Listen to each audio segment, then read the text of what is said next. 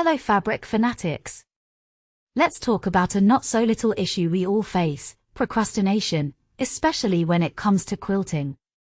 Yes, I'm looking at you, the one currently buried under a pile of half-finished quilts, with one eye on this blog and the other on an Instagram feed full of quilters who seem to have their life together. It's time to put down that phone, step away from the endless scroll of #quilting goals, and face the music, preferably something peppy to sew along to. First things first, let's address the elephant in the room, or rather, the quilt on the sewing table. We all know the drill. We start a new project with all the enthusiasm of a kid in a candy store, but then life happens, or more accurately, social media happens. 1 minute you're looking for inspiration, and the next, you're 4 years deep into the feed of Quilting Queen 123, wondering how on earth she stitches so perfectly while balancing a full-time job, 3 kids, and a dog that probably quilts too. Here's a thought: maybe, just maybe, Quilting Queen 123 is in a time warp, or perhaps she's discovered cloning technology. Whatever her secret, it's time to put the phone down. Your quilt isn't going to sew itself, unless you've also discovered some groundbreaking AI technology, in which case, please share.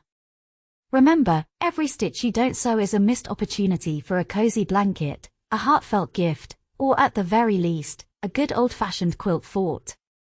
It's time to turn those half-finished dreams into full-fledged quilts. Imagine the satisfaction of snuggling under a quilt that you actually completed.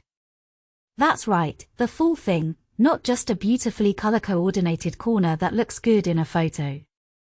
But how do we beat the procrastination gremlin, you ask? Here are a few fun tips to get your quilting groove back.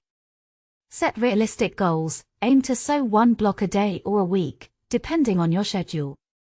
Before you know it, you'll have enough for an entire quilt. Quilting party, turn quilting into a social event. Invite friends over, have a quilting bee, gossip, laugh, and stitch. It's like a book club, but with more needles. Social media blackout, allocate no social media time during your quilting hours.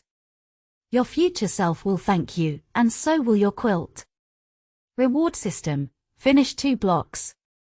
Treat yourself. Chocolate, a new fabric purchase, or an episode of your favorite show. Quilting should be fun, after all. Embrace imperfection, not every stitch has to be perfect. Remember, it's a handmade quilt, not a space shuttle.